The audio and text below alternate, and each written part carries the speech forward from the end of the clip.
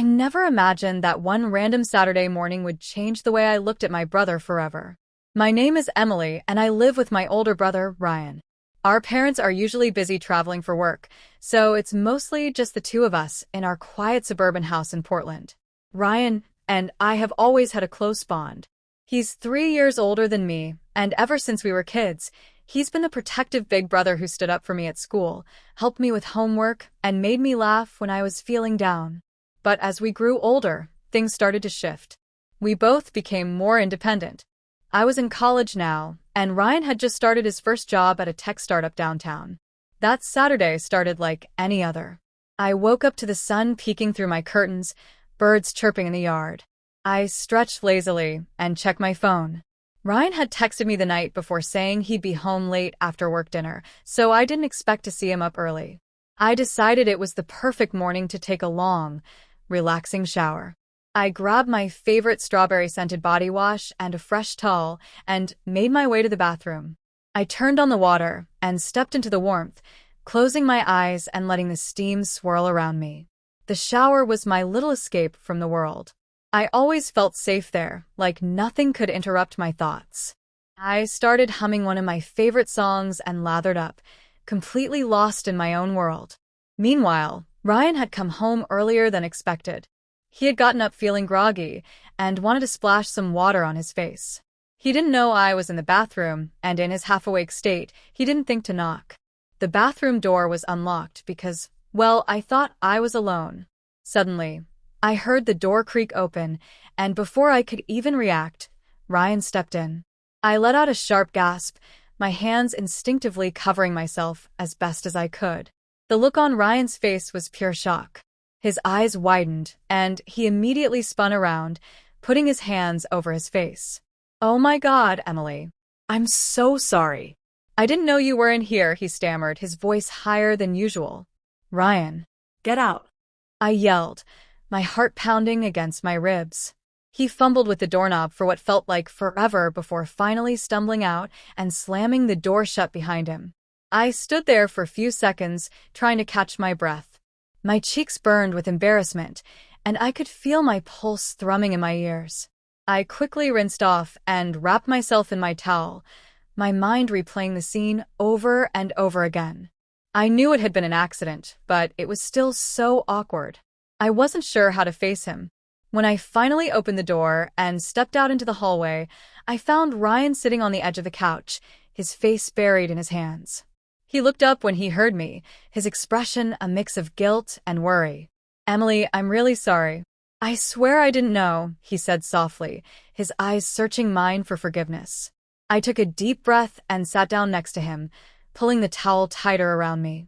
There was a moment of silence between us, heavy, but also oddly comforting. "It's okay, Ryan," I finally said, my voice trembling a little. "It was an accident.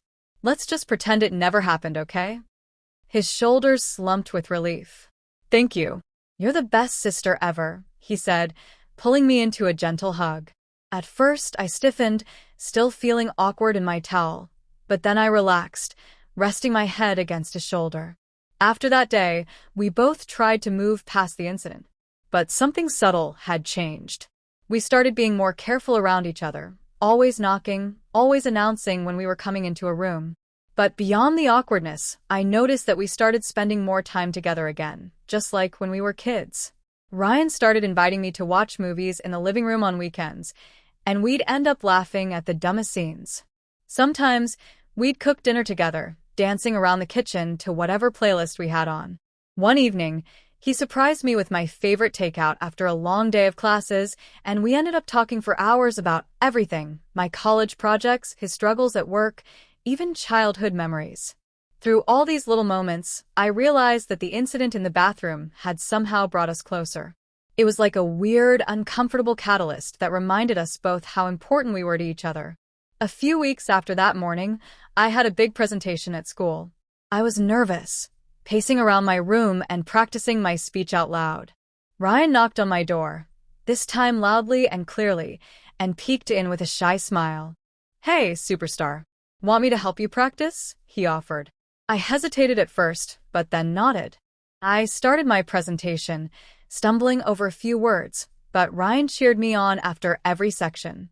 By the end, I felt more confident than ever. The morning of my presentation, Ryan woke up early to make me breakfast. He handed me a plate of scrambled eggs and toast with a big grin. "For good luck," he said. I smiled at him, feeling grateful and touched. Thanks, Ryan. I really needed this. When I got home later that day, exhausted but proud of my performance, Ryan was waiting for me with a cake that read, "You did it," in messy frosting. He had even gotten balloons. I couldn't stop laughing, and I gave him a big hug. That night, as we sat on the couch eating cake and watching a cheesy reality show, I glanced at Ryan and realized just how much he meant to me. He wasn't just my brother, he was my best friend, my supporter, and my family. After everything that happened, we became more open with each other. We talked about things we had never really discussed before: fears, dreams, past mistakes. Ryan admitted that he often felt lonely after starting his new job because he missed the carefree days we had as teenagers. I told him about the pressure I felt in college and how sometimes I wished I could just pause everything and breathe. The trust between us grew stronger than ever. The bathroom incident slowly faded into a funny, awkward story we joked about sometimes, but it no longer held power over us. Instead, it became a reminder of how vulnerable we could be with each other and still come out stronger.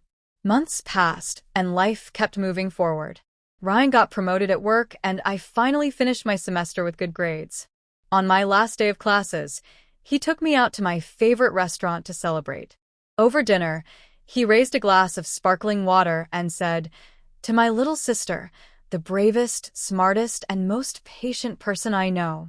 I blushed and raised my glass too, feeling a warmth spread through me that had nothing to do with the drink. "And to the best big brother anyone could ask for," I replied. That night, as we walked home under the soft glow of streetlights, I realized how far we had come since that awkward morning. We had learned to respect each other's space, to communicate better, and to lean on each other when life got tough. Looking back now, I know that moment in the bathroom wasn't just a random, embarrassing accident. It was a turning point, a strange, unexpected push that helped us grow closer and reminded us of the love and trust we shared. If someone had told me that one day I'd be grateful for my brother accidentally walking in on me in the shower, I would have laughed in their face. But now, I can honestly say that it helped me appreciate our bond more than ever. So, whenever I think of that day, instead of cringing, I smile. Because even though it started as the most embarrassing moment of my life, it turned into one of the most meaningful chapters of my story with Ryan. And as we continue to build our lives, support each other, and make new memories, I know that no matter what, we'll always have each other's backs. Because that's what family is all about: loving each other through the awkwardness, the laughter, and everything in between.